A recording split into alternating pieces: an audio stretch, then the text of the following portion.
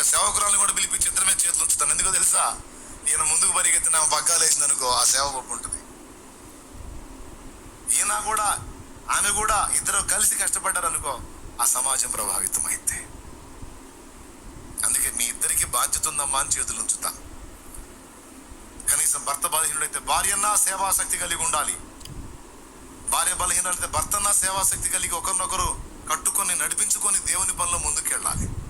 కానీ కొంతమందిని చూశాను, సేవకురాళ్ళుగా ప్రతిష్ట పొందారు, అభిషేకం పొందారు, కానీ అవన్నీ వదిలేసి ఇప్పుడు సేవ లేదు, గొంగూరు కట్ట లేదని సంపాదనలో పడ్డవాడు కొంతమంది ఉన్నారు.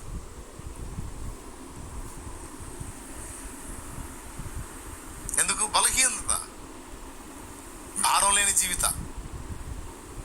నో, ఇద్దరు కలిసి ఏక మనసుతో దేవుని పని చేస్తే, నేను చెప్పిన క్రమంలో చేస్తే అద్భుతంగా ప్రభు కార్యాలు జరుగుతాయి. ఈరోజు కుటుంబాలు విచ్ఛిన్నం అవటానికి భక్తి లేకపోవటం, ఒకరినొకరు గౌరవించుకోవటం, ఒకరినొకరు అర్థం చేసుకోవటం, ఒకరి కోసం ఒకరు అంకితమై ప్రయాసపడటం లేక ఈరోజు అక్రమ సంబంధాలు జరుగుతున్నాయి కొన్ని కుటుంబాల్లో. భార్యనంతసేపు భార్యను లెక్క చేయడు, ఎట్లా పడితే అట్లా వ్యవహరిస్తాడు. తీరామే రాంగ్ స్టెప్ వేసిన తర్వాత నాకు అన్యాయం జరిగిందని బాధపడతాడు. ఒకవేళ నువ్వు చూడాల్సినవి కరెక్ట్గా చూసినా రాంగ్ స్టెప్ వేస్తే దానికి దేవుడే తీర్పరి. కానీ ఒకవేళ నీ తప్పులుంటే నువ్వు కూడా జాగ్రత్త చేసుకోవాలి కదా, బ్యాలెన్స్ చేసుకోవాలి కదా. రాంగ్ స్టెప్ పడింది అంటే ఎందుకు పడి ఉండొచ్చు? ఒకవేళ నీ భర్త చెడిపోయాడు, తప్పుడు త్రోవలోకి వెళ్ళాడంటే ఏ కారణం చేత వెళ్ళాడు, ఎందుకు వెళ్ళాడు? ఒకవేళ నీ ప్రమేయం ఏమైనా ఉందా?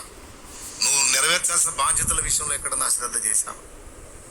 ముఖ్యంగా బాధ్యతలు అనగానే ఈ హృదయానికైనా నేను ముగిస్తున్నా, మీరు విసుగ్గా తీసుకోవద్దు దీన్ని, ఇది లైఫ్, నేను చెప్పేది జీవితం.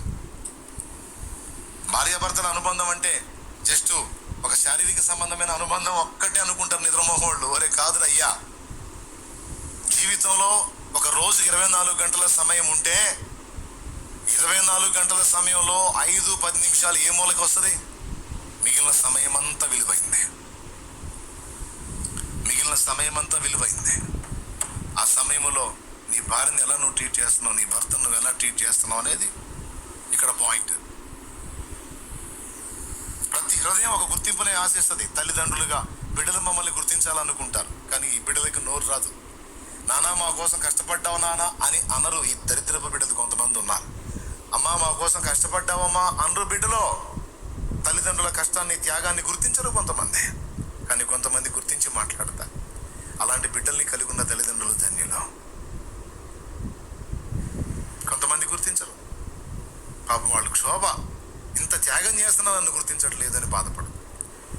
భార్య కష్టపడితే భర్త గుర్తించడు, ఎవరి కోసం చేస్తావే అంటాడు. భర్త కష్టపడితే భార్య గుర్తించడు, ఎవరి కోసం చేస్తా ఏంటంటే. చండాలం చండాలం చండాలం చండాలం. ఏ కష్టపడ్డవాడిని గుర్తించి 2 మాటలు మాట్లాడితే వచ్చే నష్టం ఏంటంట? నీ కిరీటం కింద పడిద్దా, లేకపోతే నీ నోటి ముత్యాలే ఉన్న రాలిపోతాయా? ఏదైనా అనోరేగా. కానీ ఎంతమంది అలా ఉన్నారండి? పేరుకే క్రైస్తవులు, దేవుని బిడ్డలు కదా, కానీ ఎంతమంది ఆ విధంగా ఉన్నారు? ఎంతమంది తమ బాధ్యతలు జాగ్రత్తగా నెరవేరుస్తున్నారు? నేను చెప్తున్నాను, ఫైనల్గా నువ్వు కరెక్ట్గా బ్యాలెన్స్ చేయగలిగితే నీ కుటుంబం దేవాలయం అవుతుంది. నీ కుటుంబం అనేక కుటుంబాలకు ఆదర్శం అవుతుంది. నీ కుటుంబం వర్ధిల్లుతుంది దేవుని కృపలో.